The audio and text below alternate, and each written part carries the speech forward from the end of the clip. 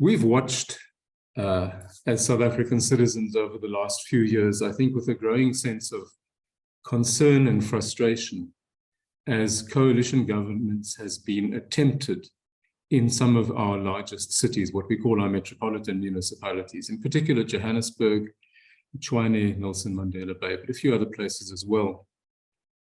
And it has become almost impossible to know from one week to the next who the mayors are in those cities, which parties are running them, if they're being run at all, who's in coalition, who's been kicked out of coalition, etc. We have votes of no confidence in the mayors and the speakers, again, on a weekly, fortnightly basis, just about. There's been a huge amount of instability. There's been a huge amount of what appears, at least on the surface, to be parties playing power games. In other words, wanting to grab municipal power as soon as possible and for little other reason than simply to have the power, because they don't really appear to know what to do with it once they have it. And then they face a vote of no confidence, and so another party gets the power for a week or two. Service delivery and the interests of the residents of those municipalities inevitably take a back seat. That's bad enough at municipal level. What scares a lot of us, I think, is that something similar could be repeated after next year's national and provincial elections at the higher levels of government. And the idea of an unstable coalition with regular changes of president even, or of cabinet, while not necessarily likely or on the cards, certainly can't be ruled out if, as some predictions have it, the ANC drops below 50% of the vote nationally next year. So one of our purposes this morning is to try to understand what's going on with coalition governance. Are we getting it right? Is this just part of a learning curve, or are we perhaps messing it up? And what lessons can we learn from the experience so far that can be usefully applied at national and provincial level post the 2024 elections?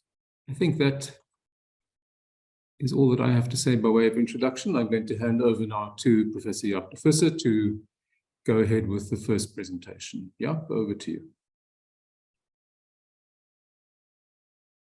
Thank you so much, Mike, and warm greetings to all of you that are joining us this morning. A special greeting to Lukhona, my fellow panelists. Great to be on a panel with you. Quite privileged to do that this morning. I always enjoy listening to your analysis, so I'm really looking forward to discussing this with you. And thanks to the organizers and the funders and everyone that made this happen this morning. I'll share some slides. I've got about 5 slides, so not to worry. This is not going to be a death by PowerPoint event. Just some reflections on particularly the role of the law in coalitions. Before I get into that, I want to just make some preliminary observations about coalitions. And as Mike indicated, done a fair amount of research and thinking about coalitions, particularly as they affect local government, because that's obviously where we've seen, I suppose, most of the noise around coalitions. Even though coalitions are really not something brand new in South Africa. Of course, our first democratic government was a coalition, and we've actually had coalitions in local government right from the first democratic elections in 2000. So coalitions are not necessarily new, but of course they were propelled onto the big stage first in 2016 and later in 2021 with the metro, some of the metros going into coalition governments. But even before that, of course, the city of Cape Town in 2006 had its first, I suppose, coalition. So all in all, coalitions are not necessarily new. They're also here to stay. And I think that's something that's, I think, is sinking into our consciousness in South Africa. Coalitions are here to stay because they are a natural consequence of our electoral system. We have an electoral system that's based on proportional representation that's simply not designed to produce outright winners. The fact that it does quite often shouldn't fool us, because yeah, it happens quite often that we have outright winners in municipalities and certainly in our provinces and national governments, but the electoral system doesn't lead us there.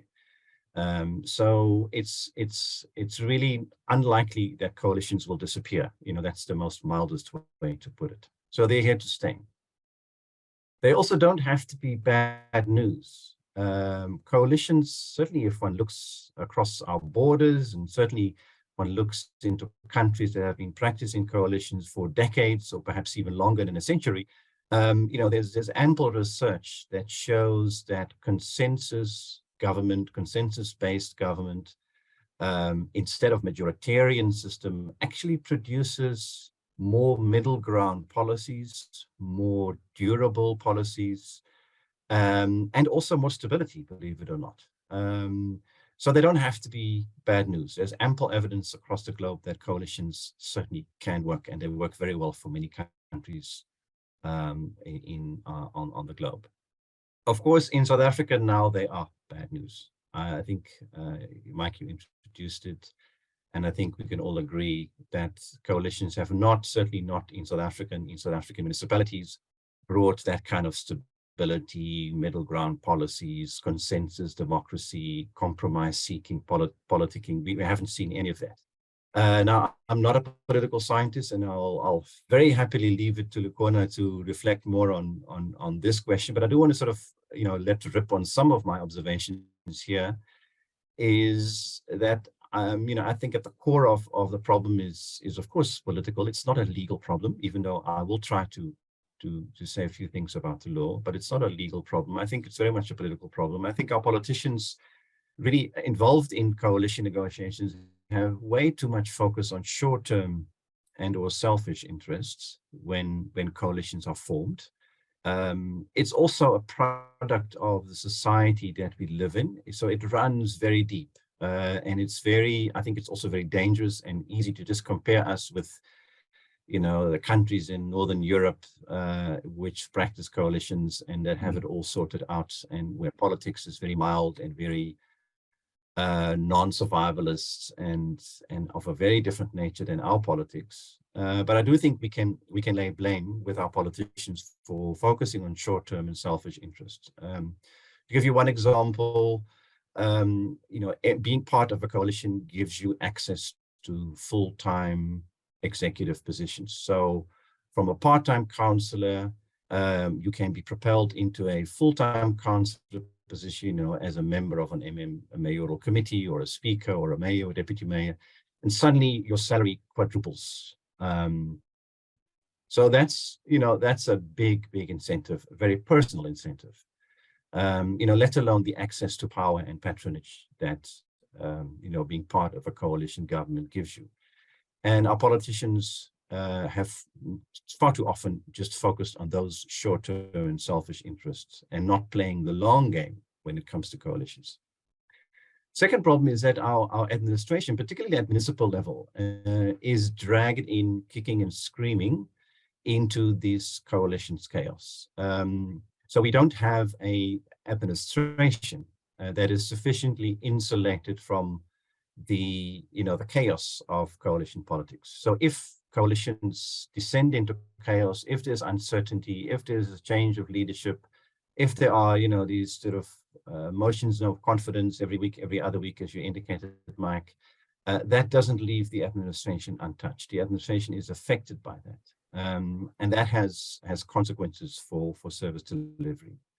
I think a third problem I want to point out, which I think is starting to really sort of I think settle also in our discourse and our view on coalitions, is what I call the tyranny of the kingmakers. And I know that many small parties will take me on about this, but I do think it's a tyranny. If we see what's happening around us with parties that represent tiny sections of the electorate being propelled into leadership positions through botched coalition negotiations, I think that's really bad for democracy. It has nothing to do with democracy when a political party that represents 0.5% of the electorate suddenly takes the mayoral chain or the speaker's hammer because the coalition partners like to see sort of a puppet in those positions. I think they are abused, and they allow themselves to be abused,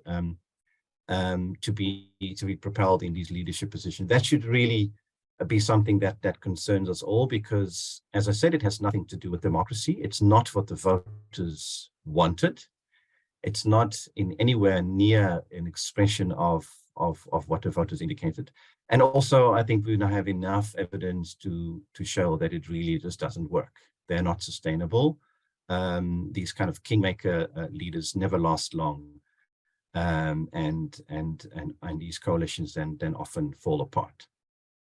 Now, all of this, admittedly quite sort of blunt observations, I'm saying this quite bluntly because the consequences of this are very real. This is not just limited to, some theatrics in the council and, we'll leave it, as politics. The consequences are very real, and they are dire in local government. To give you one example, the shenanigans in the city of Tshwane that obviously have occupied many of us, and certainly the residents of Tshwane, for the last few months.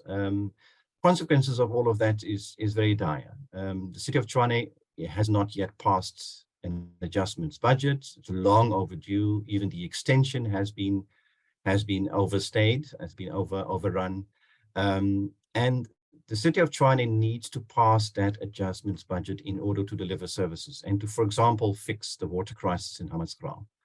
It cannot pass that adjustments budget because of all kinds of reasons that have to do with these coalitions going south.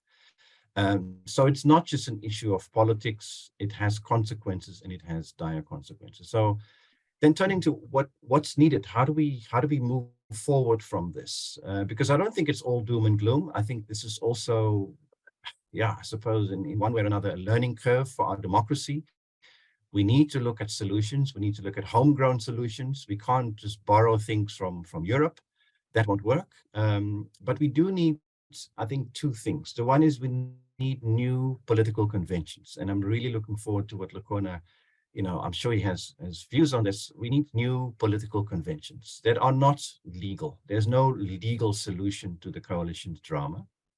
But we need new traditions, customs, conventions, call it whatever you want to call it. For example, the idea that when you represent such a tiny section of the electorate, that you will not assume the mayor's position. You will simply refuse. You will say, no, that's not my role.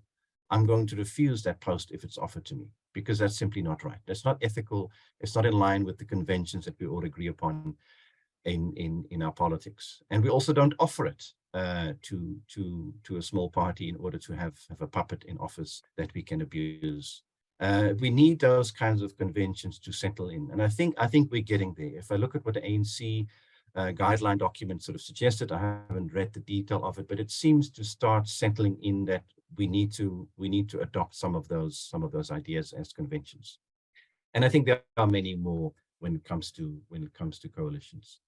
And then turning to the issue of the law, I think we need some changes to the law, not to regulate coalition. I don't think we can regulate political behavior. We can't regulate what politicians should vote for.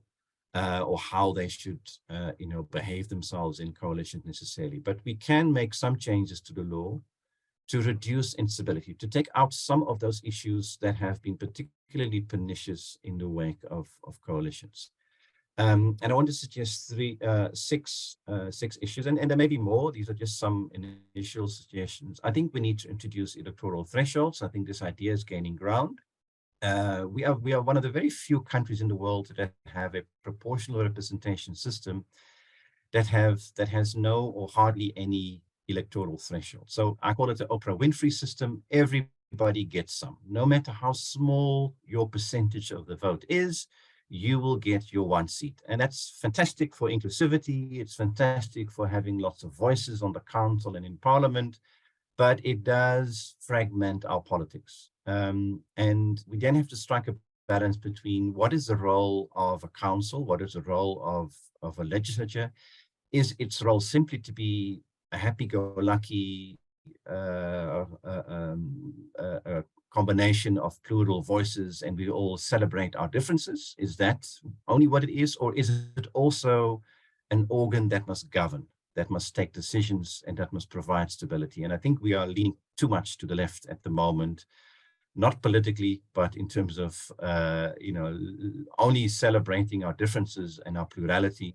And I think we need to introduce electoral thresholds. In other words, you would have to obtain a certain minimum percentage of the vote in order to obtain a seat.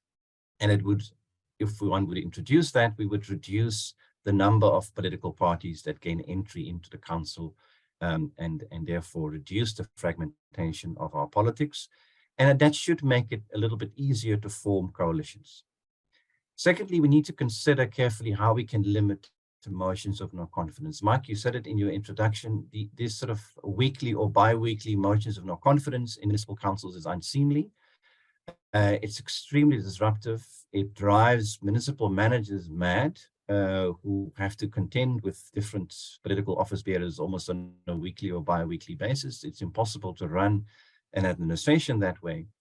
There must be ways in which we can limit those. Now, we need to look carefully into how we do that, because it's politics and you can't go too far. You can't suppress, the politics that takes place in a council, because it's part of our democracy. For example, I'm particularly interested in the notion of the constructive motion of no confidence, which is, having legislation that would say that you may only table a motion of no confidence in the speaker or the mayor if you also have the votes lined up to have a replacement in that same decision, so that you don't just dismiss whoever is there and then celebrate, and then 2 months later you get your act together to have a replacement. And then in those 2 months you condemn the administration to paralysis, but actually you pass a motion of no confidence, but you then also immediately put a replacement in place. That's one idea that I think we should investigate. Some other ideas that have been doing the rounds is limiting motions of no confidence to certain window periods, or other rules to limit motions of no confidence to reduce the instability that they cause. I'm also arguing here that municipal councils must also be innovative themselves here. They have the authority to regulate their own councils, their own rules and orders. They don't have to wait for the national government to come with the solution. They can regulate some of these things themselves. That's my argument. And thirdly, we need to remove the secrecy in the election of office bearers. In the law, it now currently says, in local government and even in the constitution for national and provincial government, it says that we elect our office bearers in secret. Now, I don't see what great democratic principle is served by that. I completely, like anyone here, would agree that when we go and vote as voters, we cast our vote in secret. But once we are elected as public representatives in a council or in a provincial legislature or in the National Assembly, we sit there with a mandate. And I think we need to be held accountable for that mandate, and we need to exercise that mandate in public. So I don't see what great democratic principle is served by electing our office bearers in secret. I think as voters and as a public, we have a right to know how our public representatives vote in Parliament, in the Council, when it comes to office bearers being elected. So this can be done with a normal amendment to the law for local government, but for national provincial, it's a bit more complicated. Well, a lot more complicated because it's entrenched in the Constitution. So that would require a constitutional amendment, which obviously I don't think is feasible before 2024. But I think it's something we need to continue to debate. Fourthly, we need to force coalition partners to publish their coalition agreements. Many of them have already been published, so it's not a completely new idea, but I do think we need to insist on that, and I do think we can also insist on that legally, that once a coalition agreement has been entered into and has been signed, that as the public, as the voters, we have the right to know what is in it. It will not solve all our problems because it's just one element, but I do think it may help. As a public, we have a right to know what the program of action is of our political leadership, if it's in a political party or in a coalition. And I also think it may just make it a little bit more difficult for parties to walk away from a coalition if everyone knows what they have bound themselves to. The fifth point is that we need a little bit more time for negotiations, and this is particularly relevant in local government, where at the beginning of the term of office, municipalities are given 14 days to constitute their executive, and in my view, that's too short. We need to give coalition partners a little bit more time to negotiate, because if you just imagine you've just come out of the election, you've just mopped up the confetti, and now within 10 or 11 or 12 days, you need to actually have your act together and have a coalition in place. It's too short. Of course, we can't afford months of paralysis, but I think a little bit more time and a bit of a holding pattern can be organized legally to hopefully produce at the beginning of the term more sustainable coalitions that have been carefully negotiated out into a coalition agreement. Then the last point is a bit of a technical one, but I do think it's important because it's gaining ground, is the idea of, do we need to consider more inclusive executive committees? And again, this is an issue that particularly pertains to local government. This won't help us at the national provincial level if we have coalitions there, but in local government, it's quite important, because in local governments, there are essentially two systems of executive leadership that are possible, that are already in the law. There's nothing needed in terms of legislative amendment. And it's the difference between an executive mayor and an executive committee. And now we have both two systems, and about half of our municipalities operate according to executive committee systems, and the other half according to executive mayor systems. And the differences are quite important when it comes to coalitions. So if we sort of start from the top, that's, the mayor in both these systems is elected in this more or less in the same way. The council elects one councillor as a mayor. Just in the executive mayor system, it's called an executive mayor, and in the executive committee system, it's simply called a mayor.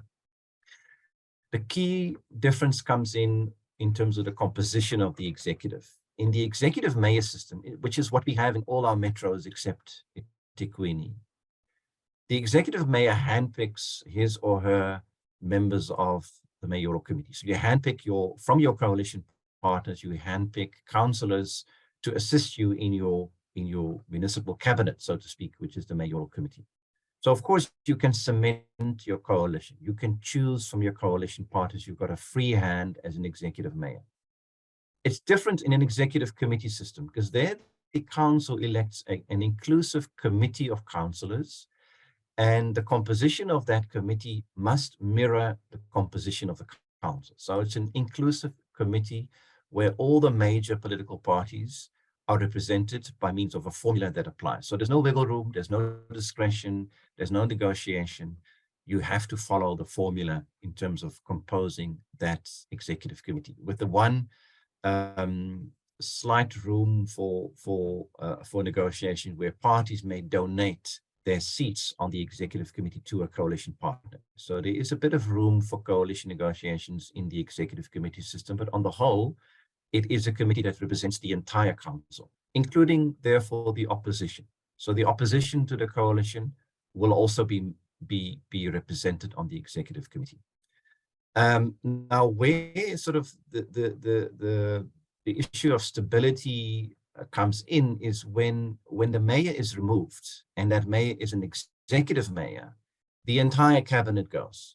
The entire mayoral committee goes. So when the executive mayor is removed from office by motion of confidence, the entire mayoral committee is removed. So that's a huge cause for instability, because with every motion of no confidence that is passed, you are back to square one. There's a blank slate, and all the executive positions are up for grabs. In the executive committee system, when the mayor is removed, the executive committee members remain in office. So at least there is a potential for a bit more stability, because a motion of no confidence in the mayor does not necessarily send all the members of the executive home. So the scope for negotiations, also for failed negotiations, is a bit less in the executive committee system, because the negotiations really are limited to positions like the mayor, the speaker, and the chief whip, whilst in an executive committee system or executive mayor system, all the executive positions are up for grabs, and with every successful motion of no confidence in the executive mayor, you start from square one. Now, importantly, and I'm rounding off now, this system is already possible in law. We already have it, it's on the books, and essentially it's a decision of the province. So the MEC for local government decides which system applies to which municipality. And we, of course, in the Eastern Cape, the MEC for local government has tried or is trying to change the Nelson Mandela Bay Council from an executive mayor to an executive committee. But of course, it runs into all kinds of difficulties, particularly if you do it in the middle of a term. So it's not really something you want to do in the middle of a term. You want to do that at the beginning of the term, because changing the system from one to another halfway through the term is extremely disruptive. Obviously, the big question is, will this help? Will this solve the instability in coalitions? And I think people from KwaZulu-Natal, where this system applies throughout the province, will probably tell you it doesn't really help. We still have chaos in our coalitions, and it hasn't really solved our problems. But I do think there's great potential in it. We need to consider this carefully, and perhaps, it can be introduced in municipalities that face, a hung council after the general elections. But certainly, this is not a silver bullet, but it's something that's already in the law that could be applied. Just going briefly back to the 6 issues for a legal change, the electoral thresholds in terms of, and asking the question, which of these would also help at national provincial level? I think, if it's, as Mike, as you say, it's not unlikely that there's going to be, a coalition scenario at national provincial level. I'm going to stay far away from making predictions. That's not my expertise. But if we do, have that possibility, electoral thresholds will certainly assist. But I don't think it's on the cards at the moment. I think we are seized with all kinds of other developments and debates on the electoral system nationally and provincially. Limiting the motion of no confidence, I think, would also be something useful to consider, because just, think for a moment what it would mean if we have the same scenario of weekly or monthly motions of no confidence in our president. Just think through that scenario. I shudder to think what that means. So some sort of regulation of limiting the motion of confidence, I think, would be useful at national provincial level. Removing the secrecy in national provincial election of office bearers is difficult because it's a constitutional rule. But yeah, the constitution can also, of course, be amended. Forcing the publication of coalition agreements, I think, can be done for national provincial the context. More time for negotiations, I think, is also something that could be considered. And then, of course, we don't have the possibility of inclusive executives by law because we have constitutionally regulated how we elect our president and the premier. And, in terms of those rules, the premier or the president decides who serves on the cabinet. So there are some lessons, legal lessons, I suppose, in the local government scenario. But I think, again, I want to make it absolutely clear that the solution to the coalition's drama that we see unfolding before us is not a legal one, but really requires a serious rethink and reconsideration of how we practice politics. Let me leave it at that, Mike. Thank you so much. Thank you. Thank you very much. Yeah. Those 6 points are certainly a lot of food for thought and discussion there, so thank you.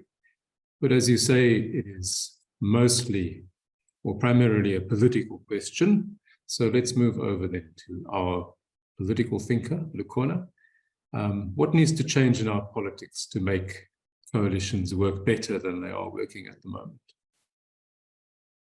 A very good after. Well, it's still morning. Good morning, Mike. Good morning to Prof. Visser. I know that you've been helping quite a few institutions think through this particular issue, including even the likes of your Salga, who are really seized with how to see these coalition governments work and function. But also a great, morning to the many participants who have joined us. I think the turnout is indicative of just how much important this subject matter is, and to a great degree, how nervous it leaves some of our citizens. And I'm going to sort of enter into a discussion with some of the issues that Prof has raised, because I do think that there are multiple overlaps in terms of the politics and the legal. And he has indeed laid a great foundation of some of the key questions for consideration. I want to reflect on a comment made by Lance Jewell last night, the COO of Salga. We were at a panel together. And the first point he made is that in actual fact, there are 81 local municipalities that are under coalition governments as we speak. 50 of those coalitions are very stable, and 31 are not so stable. Of the 31, there tends to be a great deal of focus on the metros in particular. And of course, for good reason, they are quite populous. They are economic nodes of the country. They've got massive budgets and so on. So it's quite clear then that there is a resources appetite that is linked to the instability of coalitions. But if we just stick to local government and some of the issues that Prof concluded on, there is a big debate, and I said last night, we need to check whether the hypothesis is correct that executive committees are far stabler than executive mayorship. If you go to the city of eThekwini today, that council is so fragmented. 18 political parties that hold 23 seats in a council of about 222 seats, okay? That's quite significant in terms of the multiplicity of representation. And we're talking about, small civic organizations, independents coalescing together on something and so on. But the executive committee system has actually proven to give a bit of stability for the city of eThekwini and make it difficult for people to think that they can simply just, trade off with ease. But also, I suppose, the multiple fragmentation, it's difficult to rally over 20 parties into a particular position for a coalition arrangement. So I do think that we must highlight as a possible solution, just for local government, the desire for executive committees versus executive mayorships. In Gauteng province, the provincial government of Gauteng has already made that provision. In actual fact, the former premier of Gauteng, if I'm not mistaken, Mbazi Mashilowa, says they introduced it in 2000 or 2002 as a possibility. But of course, we must not be naive of the political patronage considerations that come with that, because if you're an executive mayor and there's the scenario, as Prof said, to handpick, of course it's no longer handpicking these days. Sometimes we are force-fed MMCs that you must appoint in particular positions, but the bar becomes too low. But there are a few things that I want to say political. I just thought let's deal with that from a municipality's point of view. I'm going to reflect on a chapter I did in the book published by Prof. Susan Boysen on coalitions, Marriages of Inconvenience. And I was asked to look at coalition politics in KwaZulu-Natal in that chapter. And of course, as you would know, KwaZulu-Natal was governed at a provincial level by a coalition government from 1994 until 2009. The IFP-ANC coalition broke up in that province in November 2006. And then the ANC opted for the minority front, the UDM, and so on. And then 2009, the ANC won a majority government. So the idea of coalitions is definitely not new. And yes, there were problems, including that coalition of the IFP and the ANC. I mean, sometimes there would be political jostling. The IFP thought at some point the premier there, Frank Mdlalose, was too close to the ANC, and in particular Jacob Zuma. And of course, he was also upsetting the gambling societies who had licenses under the then KwaZulu government, and then the new government of KwaZulu-Natal was trying to regulate these things, and they went and snitched on him to Chief Mangosuthu, Prince Mangosuthu Buthelezi, and he was not happy with him. Of course, Franco Mdlalose was removed and the ANC made him ambassador elsewhere. But there were also some tensions as well between the ANC and the IFP, where people like Dumisa Makanya were seen as rogue MECs that were always challenging the authority of the premier, and they would get removed, and the ANC would go and protest at the union buildings with Thabo Mbeki to say, no, get things in order. The reason I'm highlighting this is because I made a conclusion in that chapter that says, so yes, whilst we were governed by some form of a coalition, the truth is that in 1994, the ANC didn't need a coalition partner to govern. They had the majority. The interim constitution of 1993 had developed a threshold that if you get this particular number of seats in the National Assembly, you would qualify to participate in the government of national unity. The reason the new national party, of course, leaves in 1996 is because the new constitution didn't make a provision for that. But the IFP remained, and that was actually a good decision, in my view, in my conclusion. So when the coalition governments are locked in an arrangement across spheres of government, my conclusion is that it tends to provide for a sense of stability. The problem that you have with these metros is that there are no coalitions in the other spheres to be negotiated. So, for example, I think if Gauteng becomes up for grabs for a coalition government in 2024, as an example, I mean, if there's one, I can say that, Prof, because I'm in the politics space. If there's one province that's going to be under a coalition government next year after the elections, it's Gauteng province. And that might begin a window of opportunity for the stabilization of the coalitions in the metros in Gauteng, because now you are actually negotiating power at two spheres, and that might sift out which parties can participate, which parties cannot participate. Whether you like the coalition partners themselves or not is a completely different story. I'm talking about the stability of a coalition where there is less turnover in terms of changes of the coalition arrangement. So when multiple spheres of government are up for grabs in terms of cooperation, so because the IFP wanted Prince Mangosuthu Buthelezi to remain the Minister of Home Affairs, there was always ability to iron out issues from a very senior level so that you secure his seat, but also you iron issues out at a provincial level, then you iron issues out at a local level. The problem starts when there is greater fragmentation. So in the local municipalities, you then have a breakaway from the IFP in the form of NADECO.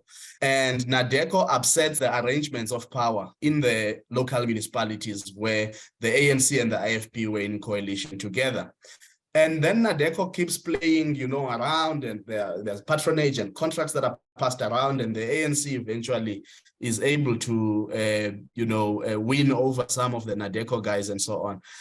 And eventually the ANC boots out the IFP in a way, if I were to call it that, from its coalition, because the IFP then in the lower levels is now uncontrollable in terms of the municipal arrangements. And therefore the argument was that we can't have a stable provincial coalition and yet we are still contesting each other in the local government sphere. So there is a relationship between staged coalitions across spheres of government. And I think that the moment some of our provinces go into coalition governments themselves, and probably even at a national level, that could provide for stable coalitions. That doesn't mean productive coalitions. I just want to be very clear, because I think we must not confuse the two. You can have a stable, unproductive coalition.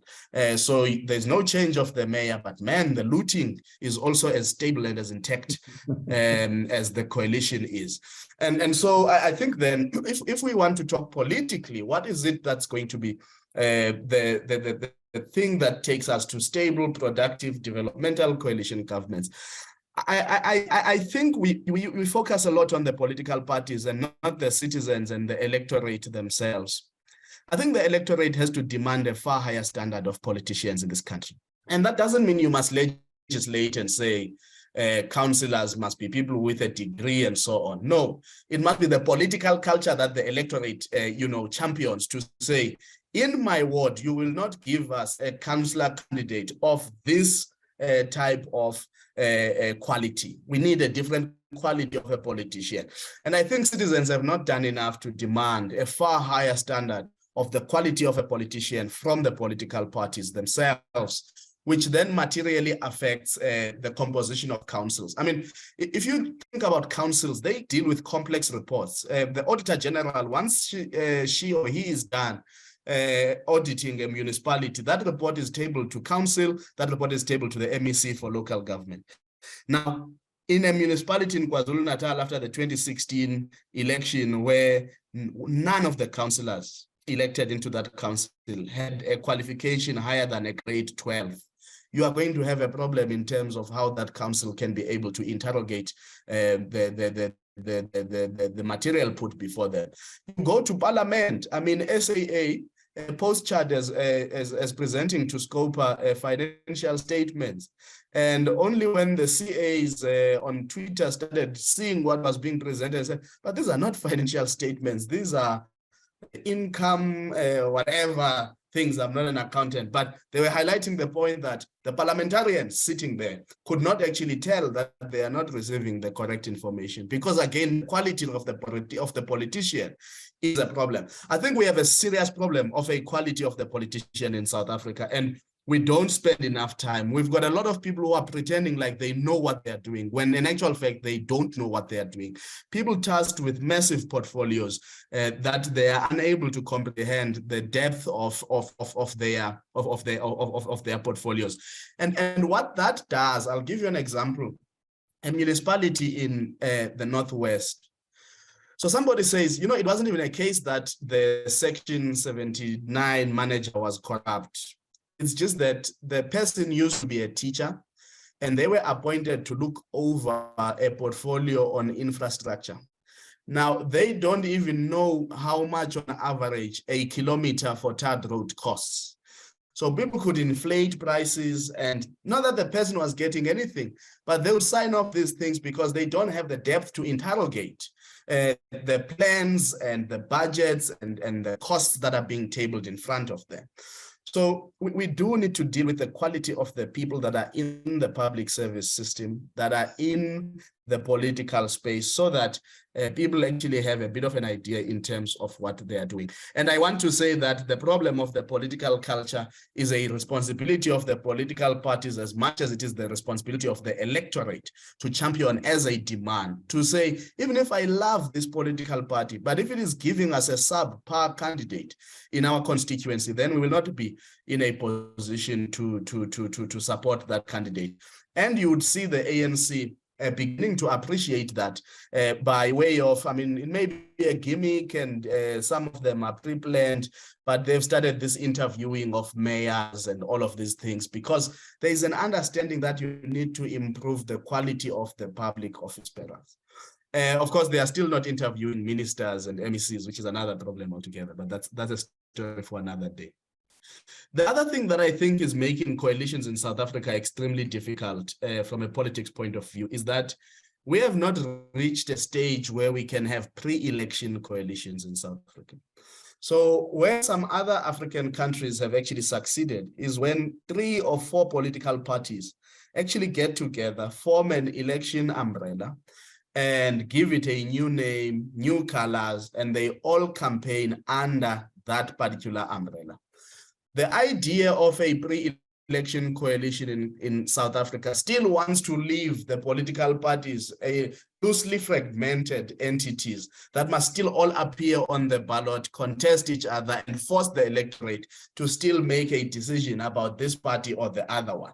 So if you listened carefully to the Moonshot Pact, for example, propagated by John Steenhuisen, it's not that the DA wants to let go of its colors and say Action SA must let go of its colors and they form one umbrella. They register this party with the IEC, and that's the only party that is available on the ballot. It's about a loose arrangement, and that confuses the electorate. And again, in KwaZulu-Natal, the DA tried to do this with the IFP in the 2006 local government elections, and it actually quite backfired for both parties.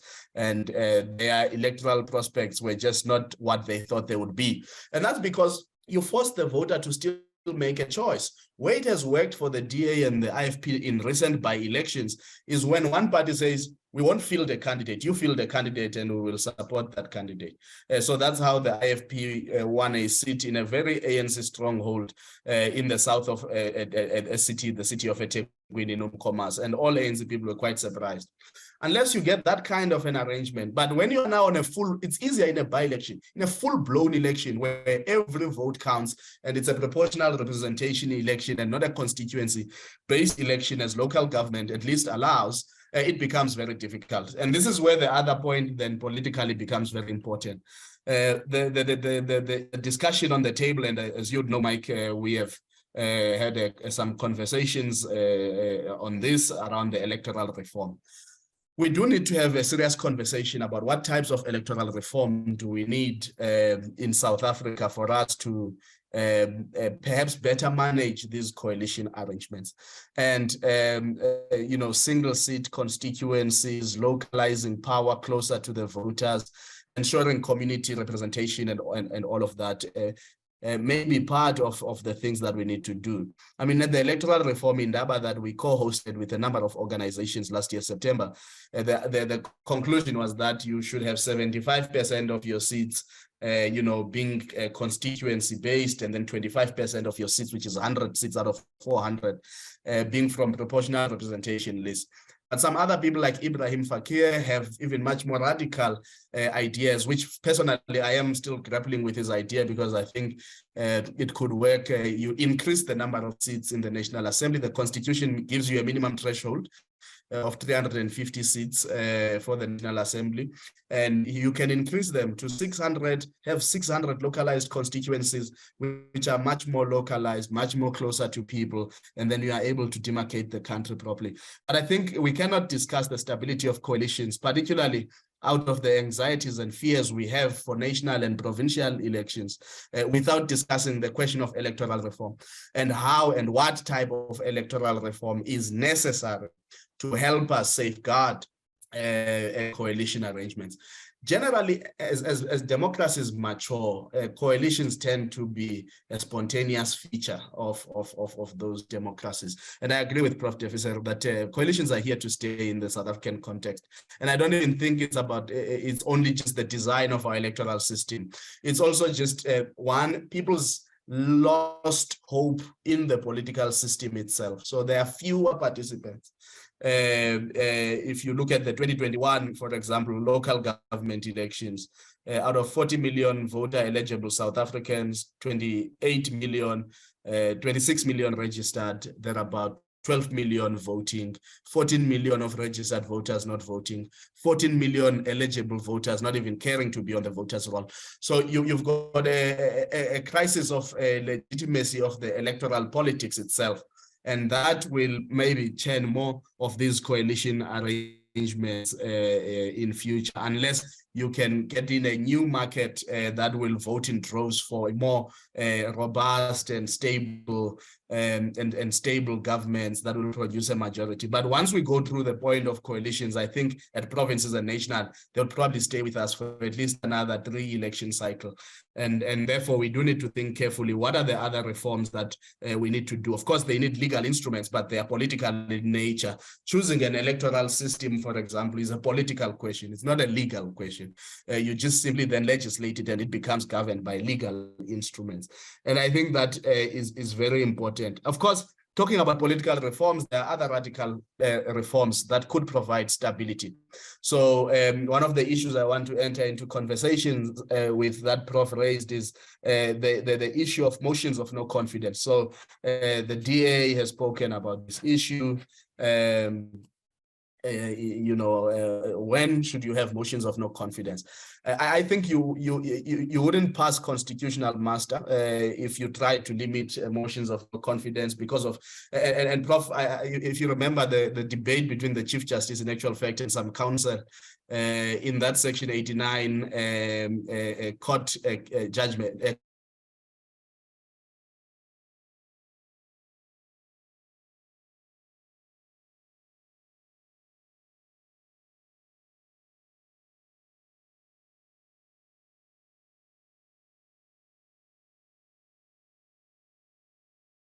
I hope Lukhona comes back soon.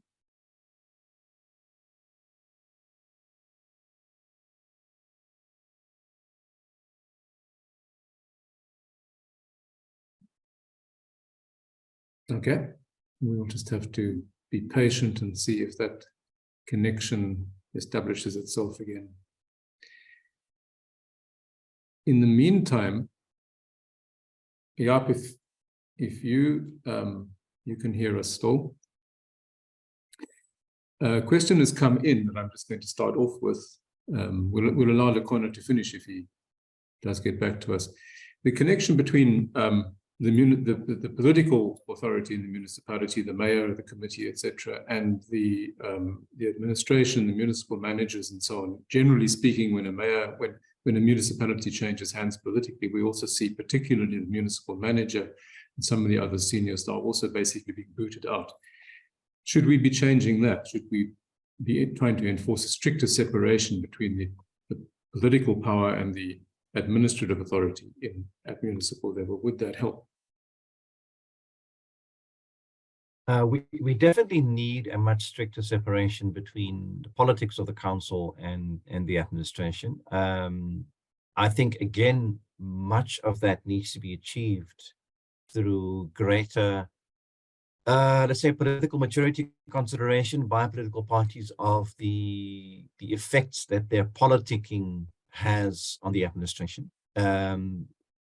I'm not sure whether there is necessarily a legal solution to that. One idea that's often mooted is, to appoint municipal managers on a permanent basis, so not make them subject to a fixed term, as is currently the case, which arguably would provide some stability for city managers.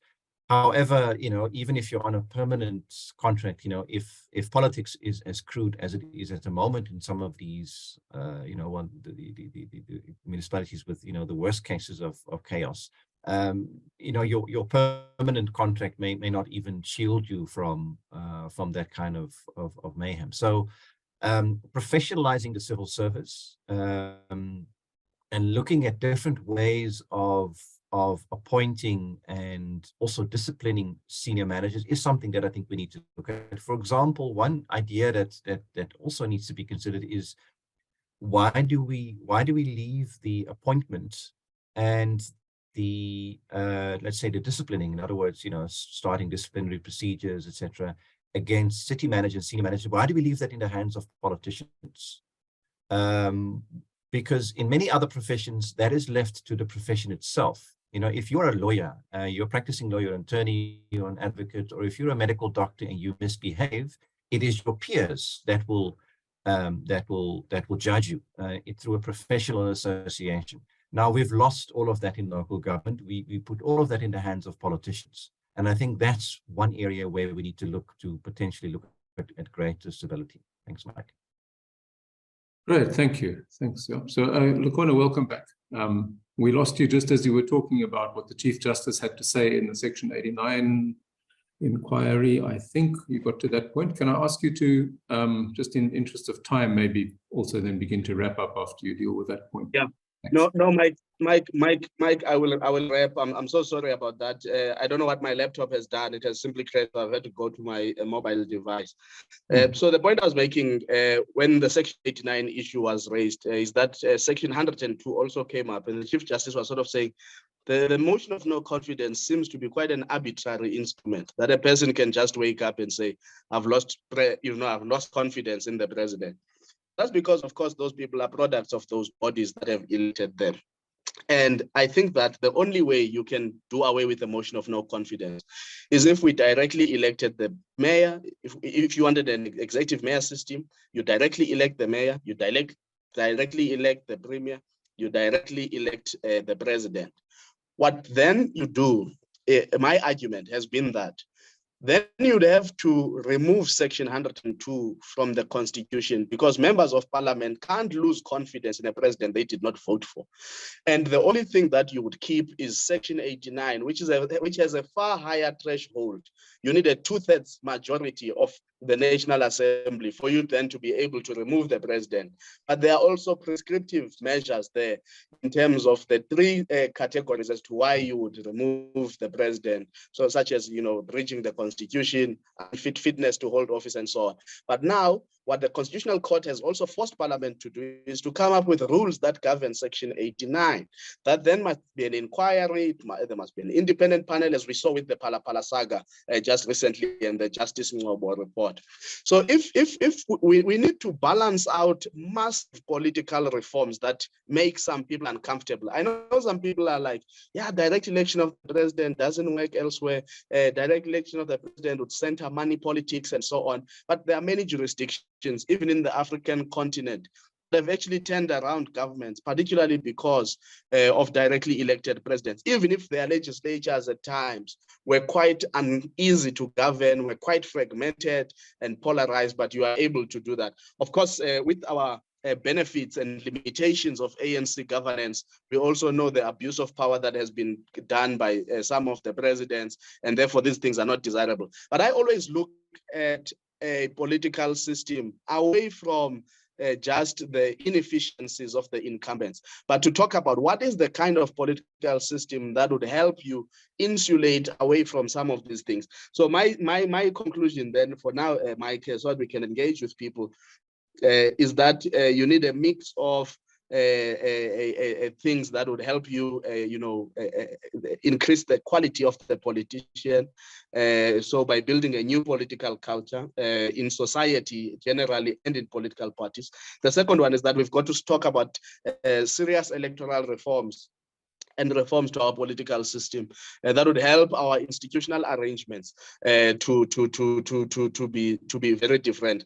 Lastly, I do want to agree with Prof on this one issue about local government, and I've actually put together a team now to look at just reimagining local government. The tangle between the politics and the administration in local government is simply unworkable. And in an environment of coalitions, it's utterly disastrous. And therefore, I do think that we need to just completely reimagine local government, as it was our theme yesterday as we were hosted by the Helen Suzman Foundation. So I just want to leave those as parting shots in the interest of time, so that there's a bit of time for interaction and answering some of the questions that have been asked in the chat as well. Thanks, Mike.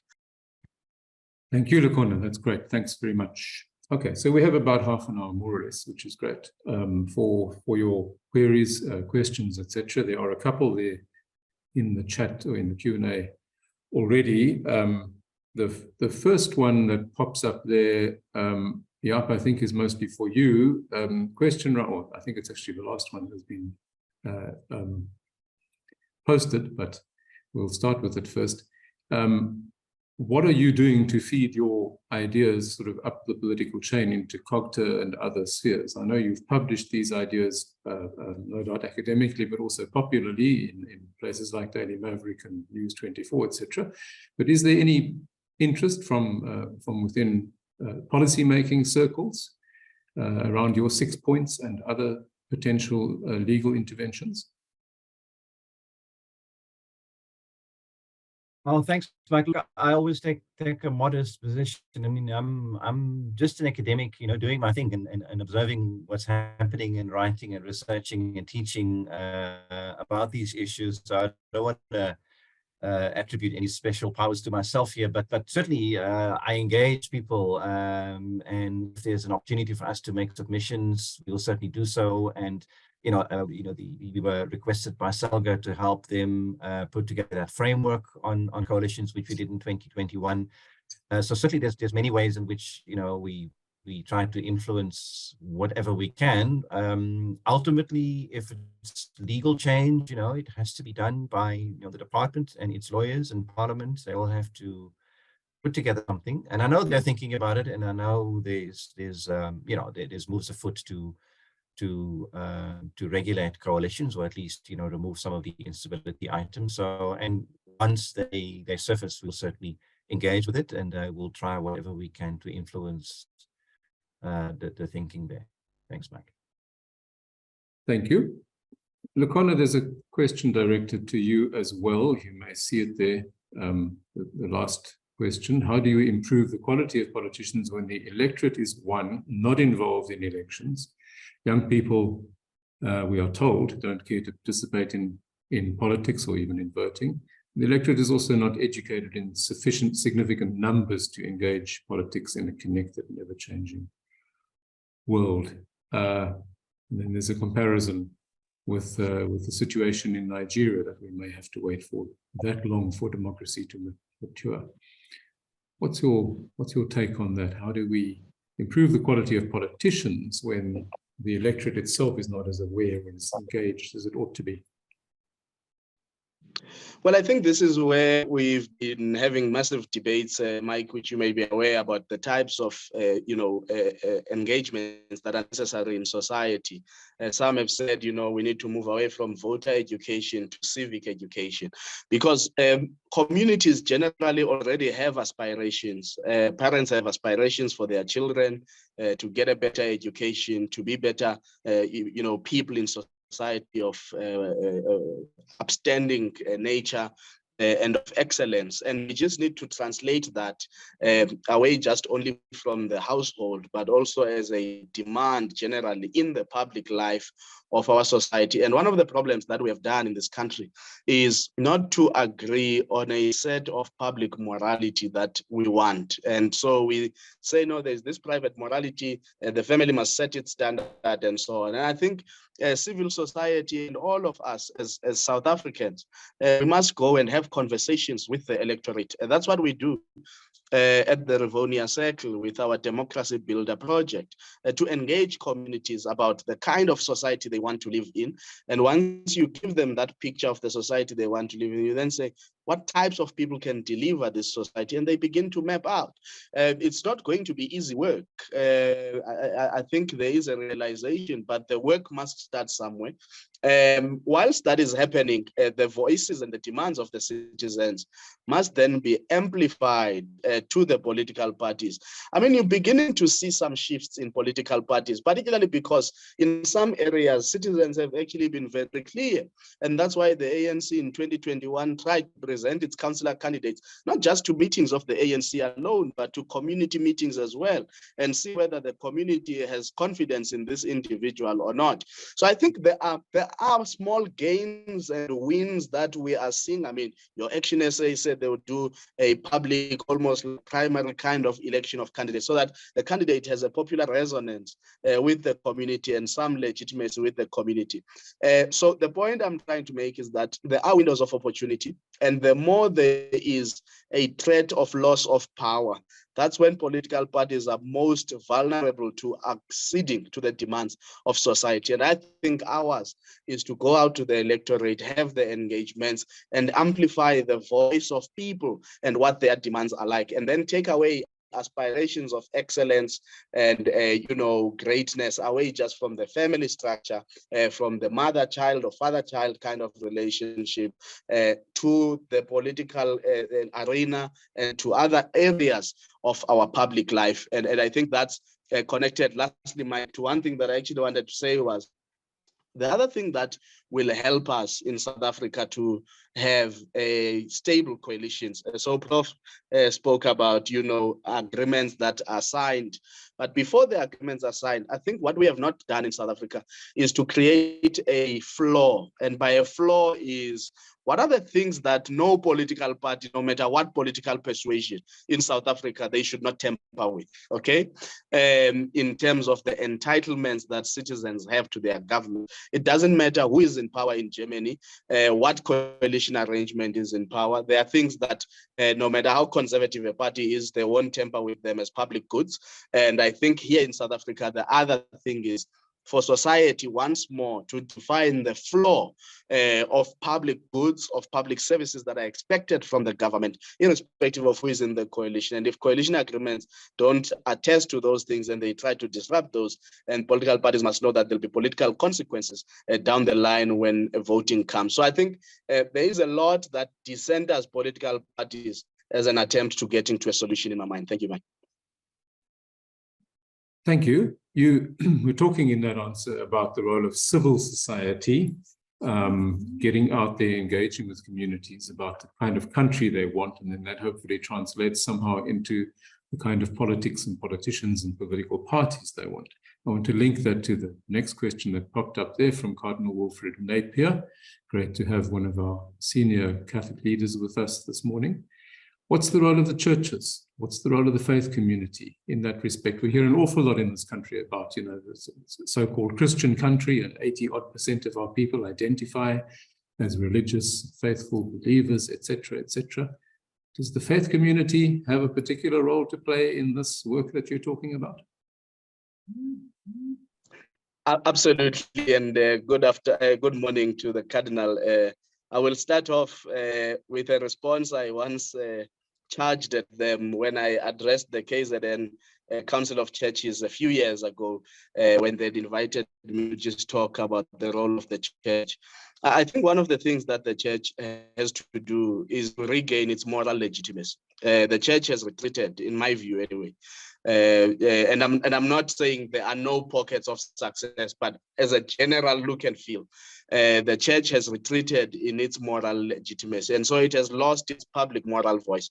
So it has to do work internally to regain its public moral legitimacy. And once it has regained that, I think the church has to have political conversations, political conversations that are not necessarily partisan.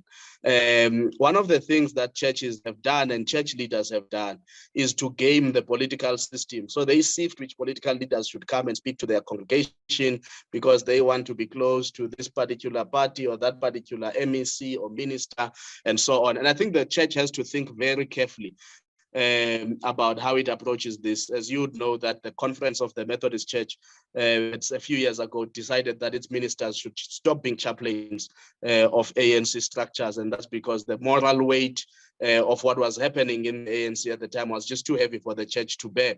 But I said that was a good step in the right direction, but perhaps an even more correct step is that churches must stop being open to politicians to come and address church congregants if that opportunity is not equally shared across the political spectrum. That's the first. So the church must regain its moral legitimacy. The second is that the church must do a lot about things such as driving voter registration, the importance of voting.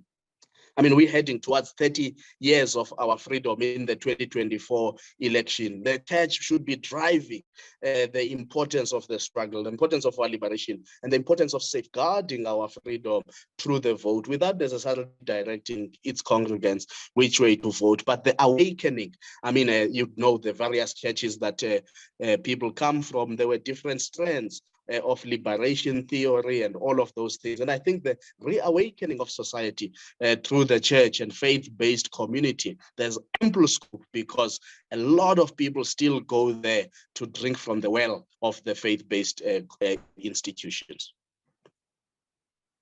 Thank you. Yeah, I'm happy to say that at least within the Catholic Church, our bishops, every time there's been an election post-1994, have issued a pastoral statement or some sort of a letter encouraging people to take part, to think carefully and critically about their voting decisions. Never know quite how far those letters are filtered down into the people in the pews, but they need to be. And not long after he was elected Pope, Pope Francis released an encyclical letter in which, amongst other things, he reminded us that politics is a noble profession, which did raise a few eyebrows here and there, but indeed it is. And I think it's a strong thread within Catholic social thought that people should be taking part in politics. We should be using every opportunity we have to vote and to influence it for the common good. So certainly a role there for the churches. Jaap, I want to come back to you and something that you said in your presentation around conventions. And you said it's possible that with the release of its latest document, the other day, I think that David Makura was the primary author of this document, the ANC's new approach to coalition governance, that some of these conventions that pertain in Europe and elsewhere, where perhaps there's more experience with coalitions, are beginning to take root. I'd like you to say something, if you can, about the kind of difference between convention and law, and how do we get these conventions to stick if we're not actually going to legislate them? Because a convention sometimes sounds like a sort of a weak step that people can just toss aside if they want to. How come conventions work then in some of, say, the northern democracies, and can they work here? They work because it's almost a biblical principle as well. It's because they're based on the principle that you don't do unto others what you don't want them to do unto you. People buy into it. Yeah, so political parties buy into it because they think of the long game. They think of the long game, and they don't think and reason and make decisions about coalitions simply based on how the chips are falling on that particular day, because they know that a week from now, or a month from now, or a term from now, the chips will fall differently, and then the things that they're doing unto others will be done unto them. And it's that thinking that needs to sink in. And I think it's starting. Honestly, I think it's starting, because people are now hurtful of the tyranny of the kingmakers. It's settling in. The ANC is realizing that it doesn't work for the ANC to propel the smallest party into the mayor's seat just to grab the coalition for that day. They're realizing it doesn't work. So at the top, the message is coming that's not a solution. So I think these conventions will settle in over time through trial and error, unfortunately, and I really hope that we can accelerate that by looking at some of the conventions that have developed in countries that have practiced coalitions for many years. But it needs to come from a consciousness that coalitions are here to stay, and one term you will be a kingmaker, but the next term you may be one of the biggest political parties. So what is the what's the position that you then take on how you think the system should work? And I think we need a similar type of thinking around. One of the other questions in the chat was about what do we make of this sort of very obstructive politics in councils, where it seems that the only role that the opposition wants to play is to block council meetings, disrupt quorums, actually sometimes council meetings descend into violence. Now the law is very clear on those things. There's no legal problem there. There's no legal uncertainty. Even the Constitutional Court has made it abundantly clear that councillors must attend council meetings and must behave in council meetings according to the rules and order. So it's not okay. It's not allowed to stay away from a council meeting because you want to block the quorum. It's not okay. It's not allowed to walk out of a council meeting singing and dancing and disrupting proceedings simply because you don't like what's happening there. Even if you think it's illegal, even if you think what's happening in the council is illegal, you must stay put, keep your bum on the seat, vote, do what you need to do, and you can challenge the decision afterwards in court. That's the rule of law. That's how it works in mature democracies. But we have a different convention. We think that the moment that we see something that we don't like in the council, and we are of the view that it's illegal, that we then have some sort of right to collapse that meeting. Collapsing a meeting is now a term of art in politics. So the legal situation is clear. There's no problem legally, but we don't have the kind of conventions or political tradition that sort of respects those institutions. And the enforcement, of course, is missing. Because, if a councillor stays away from a council meeting on purpose without leave of absence, there are rules that the speaker at the council can apply to discipline that councillor. But obviously that doesn't happen because of the politics. So those are two examples of conventions that we need to settle into through trial and error over time, as soon as politicians realize that they shouldn't do unto others what they don't want to be done unto them. Right. Thank you. Lukhona, we have someone asking for a prediction, or at least your thoughts on the possibility of a coalition after the 2024 national elections. Anything that you can tell us specifically about your thinking I mean, not just whether there may or may not be one, but what would be the nature of that? Are we going to see, two large parties getting together, or is it more likely to be one large party and 12 very tiny ones trying to cobble together something, as in you described in the KZN situation or the eThekwini situation? What's your thinking on all of this? It's an interesting scenario, and before I get to the prediction, which is always a difficult thing, and I might do that on the back of the Ipsos poll recently released yesterday, which sees the ANC stabilizing at around 50%. My sense is that the ANC will be below 50%, even if it is 49, 48.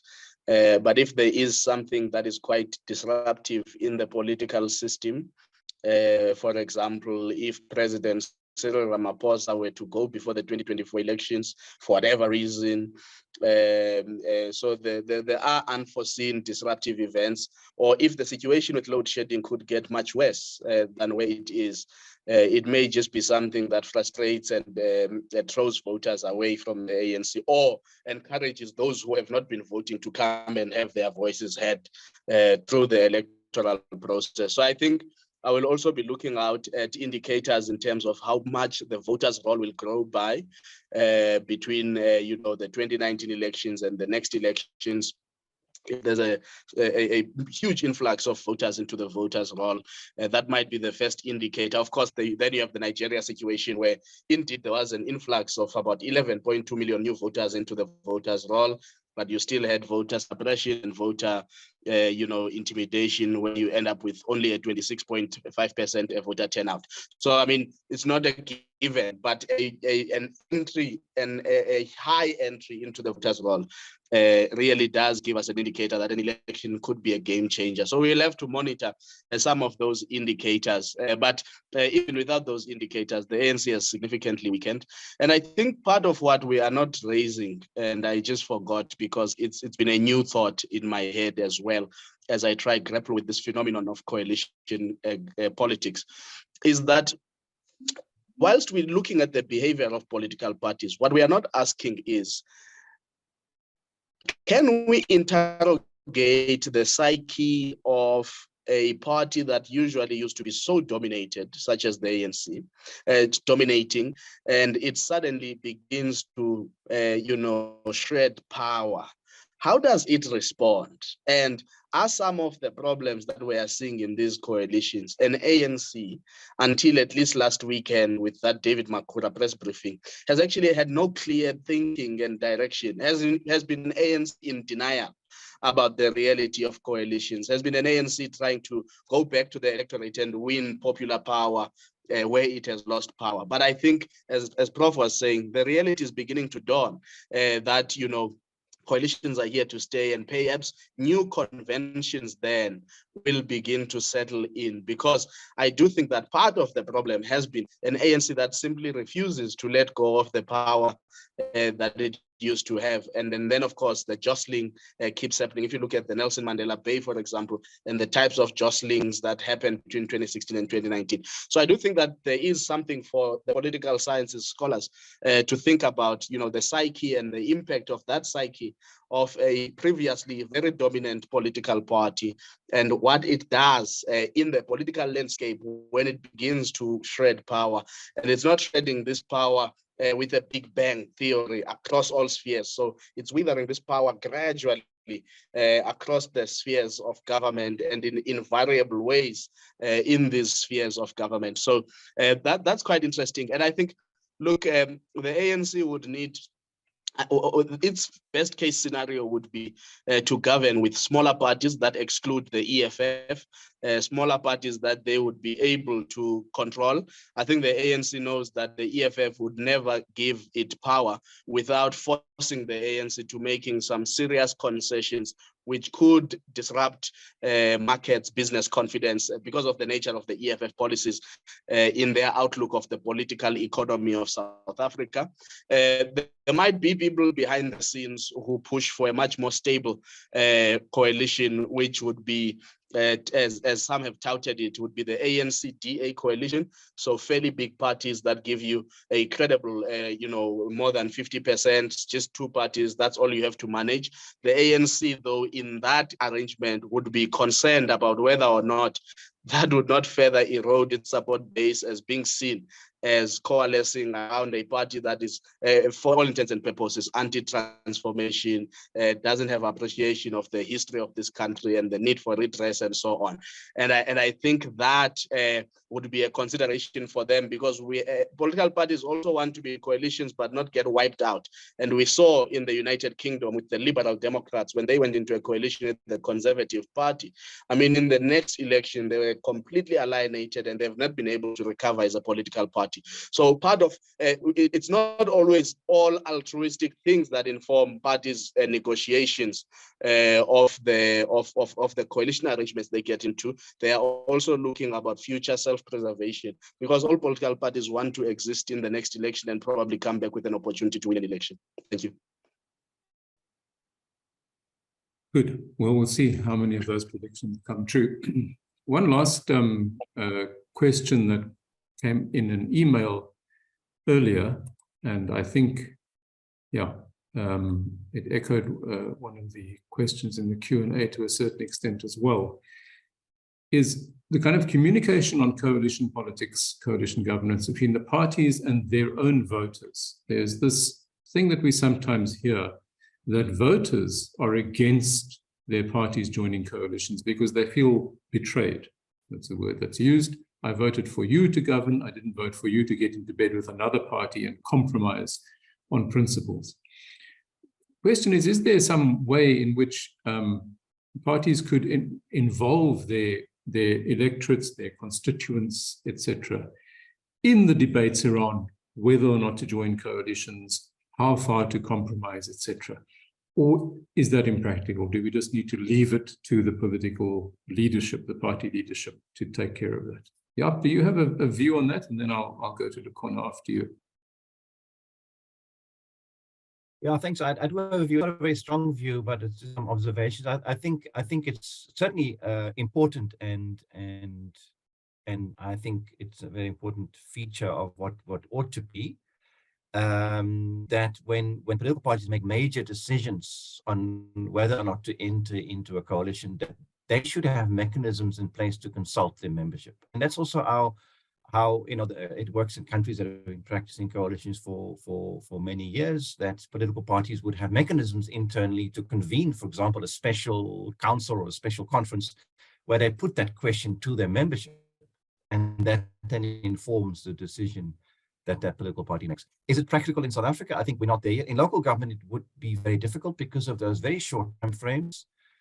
But I do think that at a local level, political parties should, at a local level, consult with their own constituencies and members about those coalition negotiations. I think at the moment, the coalition negotiations are too much driven from the top. And I've also spoken to politicians that say, we were actually quite ready to enter into a coalition with this party, but we received instructions from head office that we should go the other way, and we actually don't agree, but okay, so be it. Now, I don't think that's healthy for local democracy. So I think there's a nuanced view on that, but I do think in general, it's something that we need to come to grips with. How do political parties consult their own internal membership on major coalition decisions? Thanks, Mike. Thank you. Lukhona, your thoughts on that point? No, I'm quite similar to Prof, because it's difficult. I know there's always this desire out of a secret ballot process, and then we say parties must talk to their voters. They don't know who their voters are. In a strict technical term, and I'm not being facetious about this, in a strict technical term, parties don't know who their voters are, and they can be let me not use the philosophical term here, because we are hosted by a church. They can be misled by public to say, I voted for you, I don't want you to get into this. And therefore, the membership is usually the best call in terms of helping to direct. But there is something to be said about how we've modeled politics is too party-centric. That's why political parties spend a lot of time in between elections servicing their members and not the electorate and citizens. And therefore, I think it's about opening up the conversation and inviting views, even from just the general public, about what the coalition is about. But again, unless you go back to what Prof was talking about earlier, where the ingredients of what brings you to coalesce around certain parties are quite known in their open cards. Political parties in South Africa are extremely secretive, and they are still in the field of brokering around personalities. And this is why some will centralize the coalition making to the national structure, to then give instructions to local. I do think that there should be nimbleness, even from political parties, to allow their caucus in a particular council to decide what is in the best interest of that particular caucus, as long as it doesn't offend 1, 2, 3 values and principles of the party. But insofar as who you coalesce with, it's really left to the caucus in that particular council. Equally at province, that's what you do. Nationally, you handle a national coalition. But of course, people then want to have power across this thing. But I think the last thing I'm going to say on this is we also need much more robust mechanisms to safeguard against certain things happening. I mean, not long ago, Gayton Mackenzie was thinking of coming back from the Karoo to become a mayor in the city of Johannesburg. Within a single term of office.